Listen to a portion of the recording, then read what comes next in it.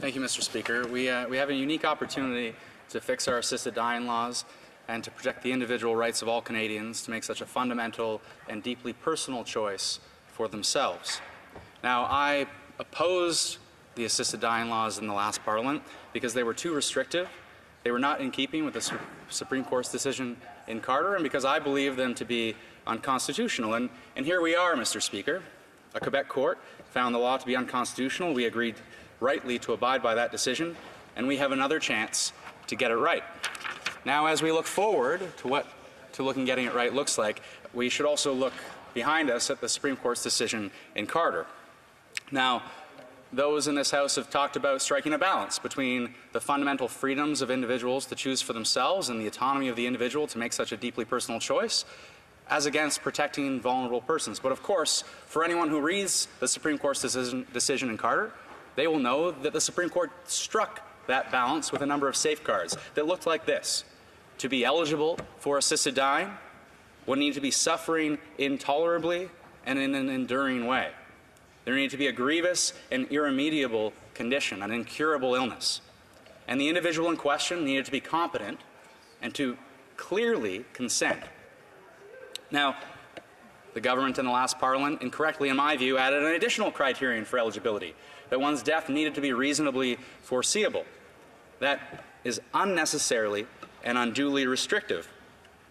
And I'll get to a court case in particular that explains this in greater detail, but there are two core injustices that the new law proposes to fix. First, this question of removing the reasonably foreseeable requirement as a matter of eligibility, and also to address the case of Audrey Parker, because we had another fundamental injustice where an individual who is eligible for MAID was taking their life earlier than they otherwise would have, lost time in their life that they otherwise wanted to spend with their family and loved ones, because they were worried about losing competence and being unable to give consent near the very end, despite the fact that it is exactly what they wanted.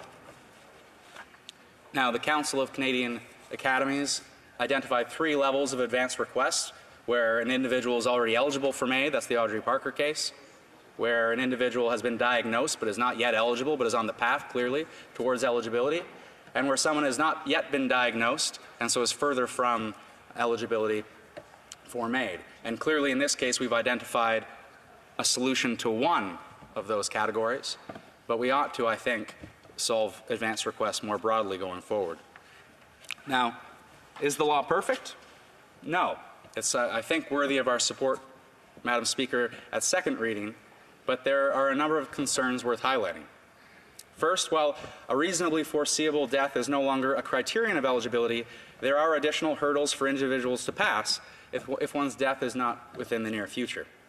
One of 2 practitioners assessing eligibility must have expertise in the condition. Now, that sounds very reasonable in theory. My only question for committee members as they look to this is to ensure that that is not an impossible barrier in practice, for particularly for those in rural communities where such expertise may not exist at all times. Now, there's also a minimum, and I would say somewhat arbitrary, period of 90 days for the assessment of the request. It looks like a backdoor cooling period, Madam Speaker.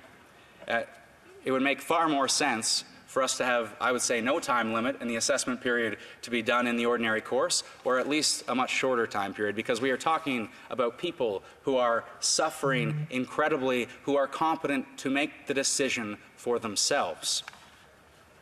Does it cure the case for Audrey Parker? I think largely, but I do worry if the MAID procedure must be scheduled already, what does that mean?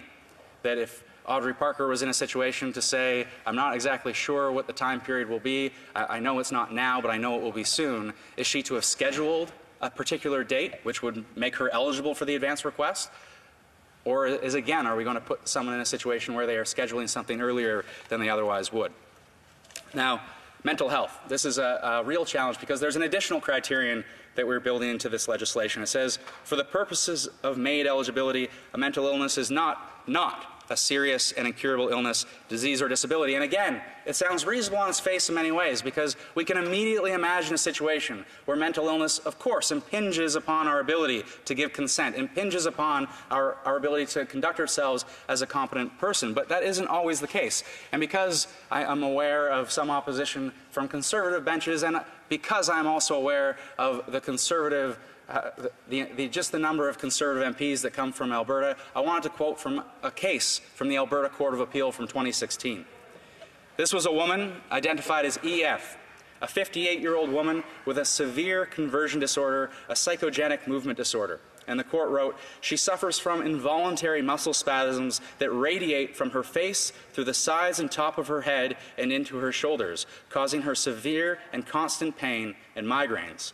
Her eyelid muscles have spasmed shut. Her digestive system is ineffective. She has trouble sleeping and is non-ambulatory. The Alberta Court of Appeal states, while her condition is diagnosed as a psychiatric one, her capacity and her cognitive ability to make informed decisions, including providing consent to terminating her life, are unimpaired. Here is a woman who was eligible, was able to take advantage of MAID because we did not yet have an unconstitutional law in place to prevent her from accessing the regime. The Alberta Court of Appeal determined that absolutely this woman was competent and was able to consent for herself. They noted further that she had consulted with her husband and adult children who were all in support. And I worry that if we look at restricting mental illness completely, even if it does not impinge upon one's consent, even if it does not impinge upon one's ability to conduct oneself as a competent person, what are we telling that individual? That they are unable to make a fundamental and deeply personal choice for themselves, that they have fewer rights than I do, than we do. And that can't possibly be right in this society. And I'll note that this is a recurring problem for the Justice Department, that when they argued the case of EF and they lost at the Alberta Court of Appeal, they argued that the Carter criteria meant that terminal illness was required. The court said no. They argued that illness has at its root they argue that illness for a psychiatric condition should be deemed ineligible. And again, they lost at the Alberta Court of Appeal. So if we're to respect the Carter decision, and if we are to respect the precedent in case law since the Carter decision, I don't think that we ought to have such a categorical exclusion in our law. Carter, the Supreme Court noted, it is a crime in Canada to assist another person in ending her own life. As a result, people who are grievously and irremediably ill cannot seek a physician's assistance in dying and may be condemned to a life of severe and intolerable suffering. A person facing this prospect has two options. She can take her own life prematurely, often by violent or dangerous means, or she can suffer until she dies from natural causes. The choice is cruel. The cruelty, and this is the Alberta Court of Appeal, stating the cruelty in the situation is there, regardless of whether the illness causing the suffering may be classified as terminal, and certainly continues to be there, regardless of whether the suffering has as its primary focus a psychiatric disorder. As a final note on this subject, Madam Speaker, I would just note this law, if it is carried forward without an amendment, it will treat mental illness as lesser than physical illness, a stigma we have worked hard to combat in other settings. I've said previously, I do think we have to tackle advanced direct requests more seriously than we have in this legislation. I know, of course, there's an ability to have this broader conversation later this year as we revisit this conversation. I certainly think if one is diagnosed with a condition and they can clearly see where it is heading, of course I want to, as a matter of my fundamental freedoms, be able to determine my future. And I would even say we ought to, in directing our own futures, be able to provide advanced requests more broadly and more easily, even if we have not been diagnosed. And I recognize that the Council of Canadian Academies identified we need certainty, though.